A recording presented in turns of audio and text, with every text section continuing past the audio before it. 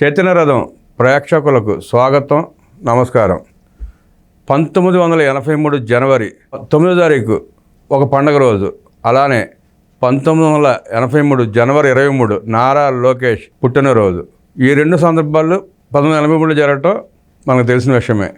అలానే ఆయన స్టాన్ఫోర్డ్లో MBA చదువుకుని ప్రపంచ బ్యాంకులో పనిచేసి ప్రజల స్థితిగతులపైన అధ్యయనం చేసి ఇక్కడ కాదు నా రాష్ట్రంలో నా ప్రజల కోసం పనిచేయాలన్న తపనతో తిరిగి వచ్చి రాజకీయ అరంగేట్రం చేయడం జరిగింది.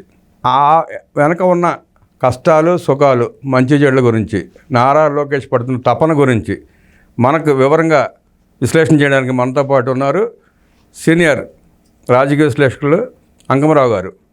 అంకమరావు నమస్తే. నమస్తే సార్. నారా లోకేష్ ఆయన పార్టీలో అరంగేట్రం చేసిన తర్వాత ఒక రకంగా ఆయనకు ముళ్ళ కిరీటమే. తాత నందమూరి తారక రామారావు గారిని మరిపించాలా, తండ్రి నారా చంద్రబాబు నాయుడు గారిని మరిపించాలా, ఇద్దరిని మరిపిస్తూ రెండు కొండల్ని ఢీకొంటూ ఆయన స్థానాన్ని ఆయన పెంచుకోవాలా. అంటే ఎంత కష్టపడాలో, ఎంత కష్టపడితే ఆ స్టేజ్కి రాగలుగుతాడో మనకు తెలుసు. ప్రస్తుతం జరుగుతున్న పరిణామాలు కానీ అంతకుముందు జరిగిన వాటి గురించి కానీ మా ప్రేక్షకులకి మీ విశ్లేషణ ద్వారా అందించండి సార్. మీరు అన్నట్టు 1983 జనవరి 9వ తారీఖు నాడు తెలుగువారి యొక్క సత్తాని ప్రపంచానికి గుర్తు చేసినటువంటి రోజు. తెలుగువారి సత్తాని ఎందుకంటున్నానంటే 1983 అన్న నందమూరి తారక రామారావు గారు పార్టీ పెట్టిన 82 మార్చి 29 తర్వాత అధికారంలోకి 9 నెలల్లోనే అధికారం రావడం అనేది తెలుగువాని సత్తా భారతదేశ వ్యాప్తంగా చాటినటువంటి మహానుభావుడు అన్న నందమూరి తారక రామారావు గారు.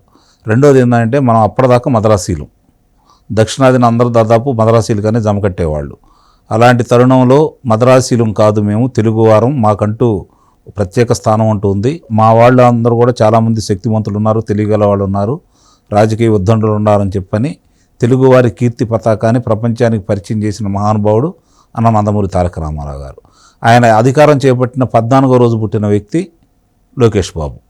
అంటే అతను పుట్టేసరికి తాతగారు ముఖ్యమంత్రి, తండ్రి గారు మాజీ శాసనసభ్యులు, ఆ తరువాత మాజీ మంత్రి, ఆ తరువాత 1995 అంటే 12 సంవత్సరాలు నిండిన తర్వాత వాళ్ళ నాన్నగారు ముఖ్యమంత్రి. ఏకంగా 9 సంవత్సరాలు ఆయన ముఖ్యమంత్రిగా పనిచేశారు. మళ్ళీ 2014లో ఆయన ముఖ్యమంత్రిగా పదవి బాధ్యతలు చేపట్టారు. అంటే అతనికి ఊహ తెలిసిన తర్వాత తాతగారు అలాగే తండ్రి గారు ఇద్దరూ ముఖ్యమంత్రులే.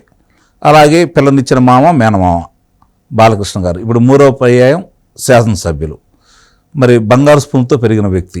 ఆయన పుట్టకముందు వాళ్ళ ఇంట్లో అధికారం ఉంది, పుట్టిన తర్వాత అధికారం కొనసాగుతూనే ఉంది. చదువు సంజల్లో అప్పుడు కూడా అధికారం వాళ్ళ ఇంట్లోనే ఉంది. మరి మీరు అన్నట్టు ఉన్నత చదువులు చదువుకోవడానికి విదేశాలకు వెళ్ళాడు, ఉన్నత చదువులు చదువుకున్నాడు. ఆయన 2008 చాలామందికి తెలియని విషయం ఏంటంటే 2008లోనే ఇక్కడికి వచ్చిన సందర్భంగా పార్టీ మేనిఫెస్టోలో 2009 ఎన్నికల నాటికి మనీ బదిలీ పథకం అసలు ప్రారంభించి దాని యొక్క విశిష్టతను తెలియజేసి అది వస్తే తప్ప నిరుపేదలకి ఉపయోగం ఉండదని భావించేసి తొలిసారిగా అది మేనిఫెస్టోలో పెట్టించిన ఘనత మాత్రం నారా లోకేష్ బాబుకే దక్కుతుంది. అప్పుడు అధికారం రాలేదు కాబట్టి తెలుగుదేశం పార్టీకి దాన్ని పథకం యొక్క విశిష్టతను గుర్తించినటువంటి అప్పటి ప్రధానమంత్రి మన్మోహన్ సింగ్ గారు దేశవ్యాప్తంగా దాన్ని అమలు చేసిన విషయాన్ని కూడా మనం మర్చిపోవద్దు.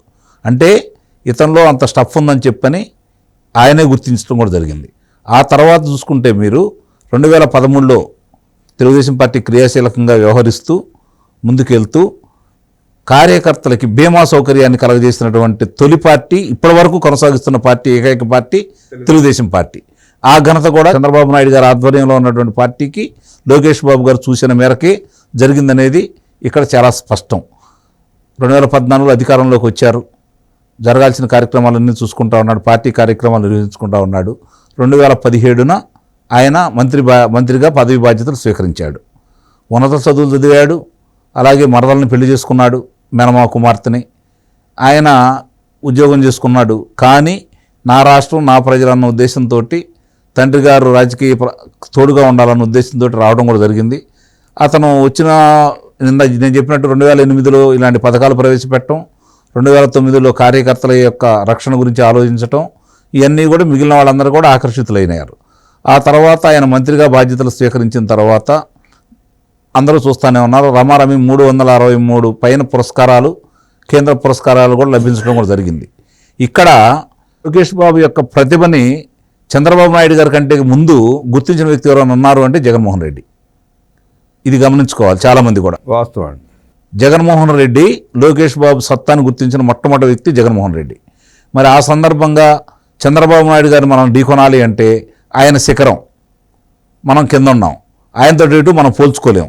కాబట్టి మనకు భవిష్యత్తులో మనకు అడ్డెవరు, మనకు ప్రత్యర్థి ఎవరు అని చెప్పి ఆలోచించి లోకేష్ బాబు గారే కనపడ్డాడు. కాబట్టి లోకేష్ బాబు గారి యొక్క వాచకాన్ని, ఆహార్యాన్ని కించపరుస్తూ వ్యక్తిత్వ హననం చేస్తూ దాడి చేయడం మొదలుపెట్టాడు. ఆ దాడి పార్టీతో పాటు అతన్ని అలాగే చంద్రబాబు నాయుడు గారి మీద విచక్షణారహితంగా మాట్లాడటం కూడా జరిగింది. అయినా సరే చంద్రబాబు నాయుడు గారు సౌమ్యుడు కాబట్టి వీళ్ళు దాని గురించి ఆలోచించుకోకుండా రాజకీయంగా ఎన్ని మాట్లాడినా కూడా దాని గురించి కాదు, ప్రజలకు ఏదో చేసి మనం అధికారంలో కొనసాగుతున్నాము కాబట్టి మనం నమ్మొచ్చారు, మనం ఇంకా మంచి పనులు చేస్తున్నాం కదా, మనకి ఇబ్బంది ఏందని భావించారే తప్ప గ్రామ స్థాయిలోనూ నాయకుల స్థాయిలో అలాగే శ్రేణుల స్థాయిలో జరుగుతున్న లోపాలని కొంచెం గమనించడంలో వీళ్ళు వెనకబడ్డారని అయితే నేను భావిస్తున్నాను. ఎందుకంటే విభజిత రాష్ట్రంలో ఉన్నటువంటి ఇబ్బందులను దృష్టిలో పెట్టుకొని విద్యుత్ సౌకర్యం లేదు, రహదారులు ఇబ్బందిగా ఉన్నాయి, ఆర్థిక ఇబ్బందులు ఉన్నాయి, రాజధాని లేని ప్రాంతం, ఇవన్నీ దృష్టిలో పెట్టుకొని చంద్రబాబు నాయుడు గారు రాష్ట్రాన్ని ముందుకు తీసుకెళ్లే క్రమంలో ఆ రోజు తీసుకొచ్చిన సంస్కరణలు కావచ్చు. ముఖ్యంగా మనం గమనించుకోవాలంటే పోలవరం పూర్తి కాక తలికే పట్టిసీమ ద్వారా నీరు అందించేసి శ్రీశైలంలో నీళ్లు నిలవబెట్టి రాయలసీమకు అందించినందువల్లే కియా పరిశ్రమ కావచ్చు, లేకపోతే మిగిలిన పరిశ్రమలకు కావచ్చు ఈరోజు అక్కడ నెలకొల్పడానికి సాధ్యమైంది. అలాగే రతనాల ఒకనాటి రాయలేలిన రతనాల సీమలో ఈరోజు రాళ్ళు, కరకు కత్తులు, కరాల నృత్యం చేస్తున్నటువంటి ప్రాంతంలో నీరు ప్రవహించజేసి వ్యవసాయానితో పాటు హార్టికల్చరల్ని డెవలప్ చేయడమే కాకుండా కియా పరిశ్రమ లాంటి సంస్థలను తీసుకొచ్చేసి రాయలసీమ అభివృద్ధికి తోడ్పాటు చేశాడు ఆయన. కానీ తర్వాత జరుగుతున్న పరిణామాలు మీకు ప్రత్యేకంగా చెప్పాల్సిన అవసరం లేదు.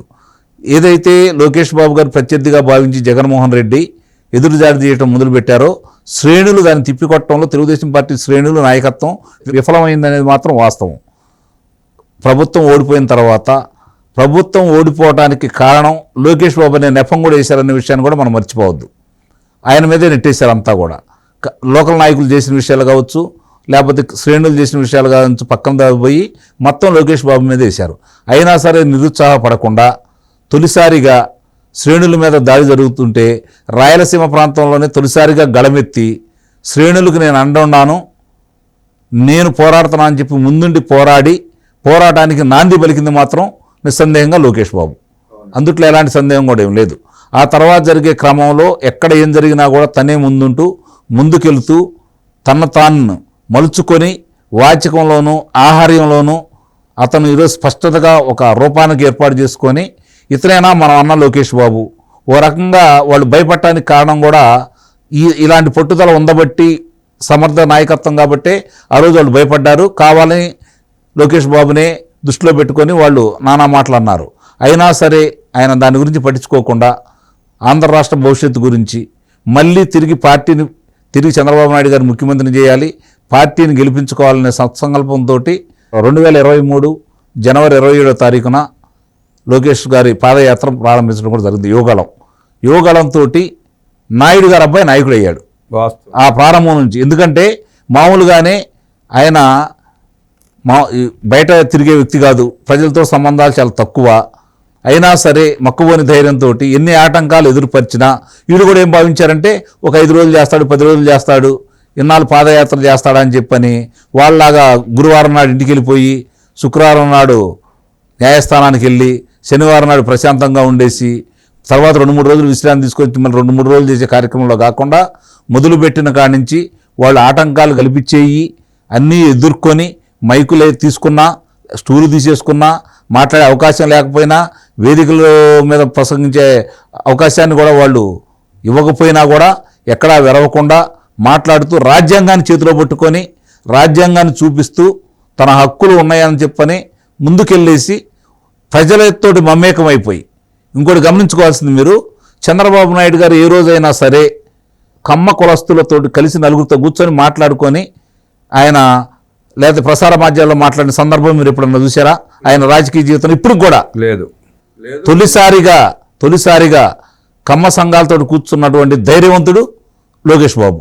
అన్ని సంఘాలతోటి, అన్ని కుల సంఘాలతోటి, అన్ని సామాజికంగా ఉద్యమిస్తే సంఘాలతోటి అందరితోటి మమేకమైపోయి గ్రామాల్లో రచ్చబండలో కూర్చొని గ్రామాల పరిస్థితి ఏంటి, నాకు తెలిసిన గ్రామాలేంటి, నేను చూస్తున్న గ్రామాలేంటి, గ్రామ ప్రజల యొక్క జీవన విధానం ఎలా ఉందని చెప్పని అవగాహన చేసుకొని అక్కడికక్కడే వాళ్ళు అడిగిన సమస్యలకి సమాధానం చెబుతూ అచ్చెరు పొందేలాగా తన వల్ల అయితే అయిద్దని కాకపోతే కాదనే చెప్తూ, ఉదాహరణకి పెనుగొండ నియోజకవర్గంలో ఒక విద్యార్థికురాలు ఏమని అడిగింది, ఇక్కడికి పోయినసారి జాగీ పరిశ్రమ వచ్చింది, ఆ ప్రభుత్వం తరిమేసింది, మీరు వస్తే ఆ పరిశ్రమ తీసుకొస్తారా అని అడిగింది. ఆయన ఏం చెప్పాలి? మామూలుగా రాజకీయం కోసం అయితే తీసుకొస్తామని చెప్పాలా. ఆయన ఏం చెప్పాడు, అది అంతర్జాతీయ సంస్థ, ఆ సంస్థను తీసుకొస్తానో రానో నేను చెప్పలేను, కానీ ఆ సంస్థకు సరిదూగే సంస్థ నేను తీసుకొస్తానని చెప్పాడు.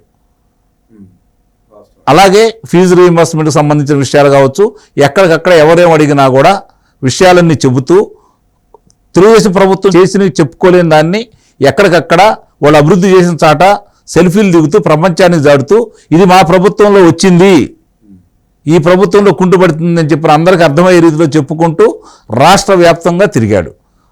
ఆయన 2 సార్లు దాంట్లో విరామం ఇచ్చారు. తారకరత్న గారు చనిపోయిన రోజు, తారకరత్న గారి సెరమనీ రోజు, ఆ తర్వాత న్యాయస్థానానికి వెళ్లాల్సిన రోజు, వీటిలో తప్ప, అలాగే రాజమండ్రిలో జరిగిన మహానాడుకు సంబంధించింది తప్ప వాళ్ళ నాన్నగారిని అదుపులో తీసుకునేంత వరకు కొనసాగిస్తూనే ఉన్నాడు. ఇక్కడ గమనించుకోవాల్సిన అంశం, అతన్ని ముందుగానే వాళ్ళు ఊహించారు అతని ప్రతిభని, కాబట్టి అతనే టార్గెట్ చేయాలనుకున్నారు, చేశారు. 2019లో వాళ్ళు విజయం కూడా సాధించారని అయితే నేను భావిస్తున్నాను. అందుట్లో ఎలాంటి సందేహం కూడా ఏమీ లేదు. ఆ రోజు తెలుగుదేశం పార్టీ శ్రేణులు కావచ్చు, నాయకులు కావచ్చు, వాళ్ళు చేసిన దుష్ప్రచారాన్ని తిప్పికొట్టడంలో విఫలమయ్యారు. ఇప్పుడు మళ్ళీ ఈరోజు 2024 వీళ్ళు అధికారంలోకి వచ్చారు. 7 నెలల్లోనే జరిగిన విపత్తుకు సంబంధించి మరమ్మతులు చేపట్టారు. ఇప్పుడిప్పుడే గాయాలకు మందు పోస్తూ ఉన్నారు, తిరిగి మళ్ళీ గాడిని పెడతా ఉన్నారు, నడక నేర్పుతూ ఉన్నారు, అభివృద్ధి పనులు మళ్ళీ ముందు కొనసాగిస్తూ ఉన్నారు. రాష్ట్ర అభివృద్ధి చేసే క్రమంలో కావచ్చు, లేకపోతే అమరావతి పనుల్లో కావచ్చు, పోలవరం దాంట్లో సంబంధించింది కావచ్చు, వేగవంతంగా పనిచేసే క్రమంలో ముందుకెళ్తానే ఉన్నారు. కానీ ఇప్పుడు చంద్రబాబు నాయుడు గారికి సంబంధించినంత వరకు ముఖ్యమంత్రిగా ఆయన పదవి బాధ్యతల్లో ఆయన తనమొలకలై ఉన్నారు. ఈరోజు మళ్ళీ పార్టీని చూసుకోవాల్సిన బాధ్యత లోకేష్ బాబు మీదే ఉంది. అలాగే ఈ యొక్క కూటమిని కాపాడుకోవాల్సిన బాధ్యత లోకేష్ బాబు మీదే ఉంది. దాని విధంగానే అతను పనిచేసుకుంటూ వెళ్తున్నాడు. ఈరోజు గమనించుకోండి, 1 కోటి మంది ఈరోజు సభ్యత్వం దాటింది అంటే అతను ఏ విధంగా దృష్టి పెట్టాడో అర్థమవుతా ఉంది కదా. మరి దాన్ని దృష్టిలో పెట్టుకొని నేను అనేది ఏంటంటే, ఇప్పుడు రాజకీయం చేయాలి. ఇప్పుడు అభివృద్ధి ఎటు జరుగుతూ ఉంది, రాజకీయం చేయబోబట్టి 2014లో ఓడిపోయారు. ఆ రోజు మీరు చేసిన రాజకీయం వేరు బాబు గారు. ఆ రోజు మీరు ఎన్నుకున్న ప్రత్యర్థులు వేరు, మీరు తలపడిన ప్రత్యర్థులు వేరు. ఈరోజు ఆ ప్రత్యర్థికి వాళ్ళకి సంబంధం లేదు. కాబట్టి రాజకీయంగా చేయండి. ఆ రోజు కొన్ని సిద్ధాంతాలు ఉన్నాయి, కానీ ఈరోజు అవి లేవు. రాజకీయం అంటే ఏ విధంగా మార్చాడో చూసాం గత 5 సంవత్సరాల్లో. కాబట్టి రాజకీయంగా చేయాల్సిన కొంత స్వేచ్ఛ అనేది లోకేష్ బాబు గారికి ఇవ్వాలనేది నా యొక్క కోరిక. ఇక్కడ ప్రజల్లో బలమైన వాదన ఉంది సార్. యువగళం పాదయాత్ర అద్భుతం కొనసాగుతుంది. లోకేష్ని కట్టడి చేద్దామంటే కట్టడి చేసే పరిస్థితి వాళ్ళకి లేకుండా పోయింది. ఏ రకంగా కంట్రోల్ చేయలేకే చంద్రబాబు నాయుడు గారిని అరెస్ట్ చేస్తే డైవర్ట్ అవుతుంది, లోకేష్ పాదయాత్ర ఆగుతుంది అన్న వాదన ప్రజల్లో బలంగా ఉంది. దీనిపైన మీరేమంటే, వాళ్ళు కోరుకున్నా కూడా అదే, జరిగింది కూడా అదే. వాస్తవంగా ఎప్పుడైతే లోకేష్ బాబు గారు తండ్రి గారిని అదుపులో తీసుకున్నారో, ఆయన ఆ కార్యక్రమాలను చూసుకోవడం కోసం, ఆయన విడుదల చేయించడం కోసం ఆయన పోరాటం కూడా చేయడం కూడా జరిగింది. విజయం కూడా సాధించారు.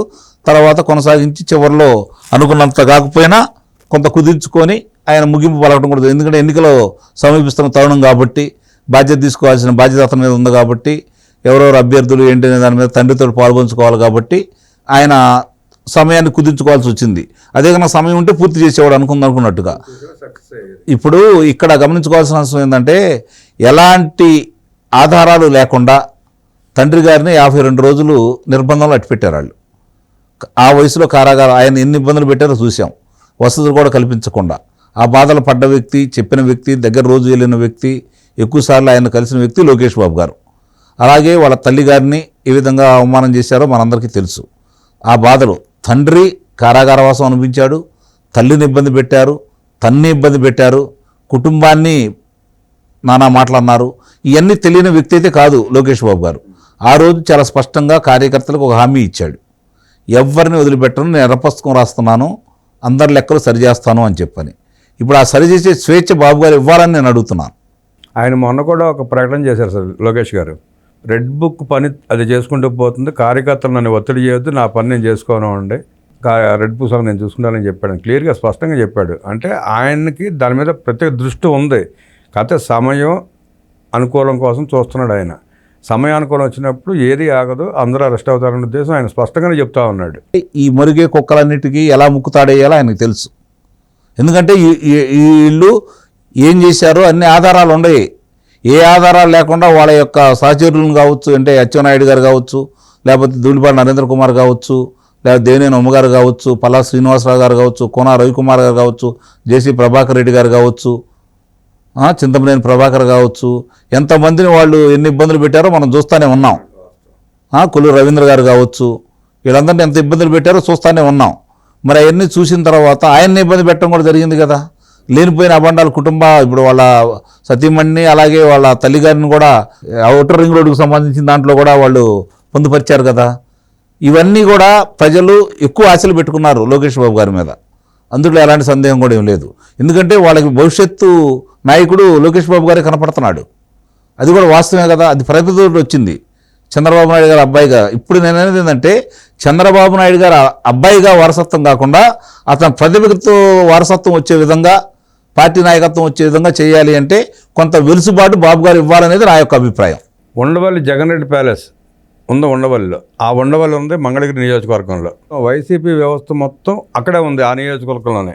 అలాంటి పరిస్థితుల్లో ఆ ప్లేస్లో 91,000 ఓట్ల పైచులకు మెజార్టీ గెలవడంతో జీర్ణించుకోలేక, మొహం చూపించుకోలేక బెంగళూరు పారిపోయాడు అన్న వాదన కూడా ఉందండి ప్రజల్లో. నిస్సందేహంగా అనుమానం ఏముంది. ఇప్పుడు 1983లో ఎంఎస్ఎస్ కోటేశ్వరరావు, మాదల సాంబశివ కోటేశ్వరరావు గారు, ఆయన వైద్యుడు.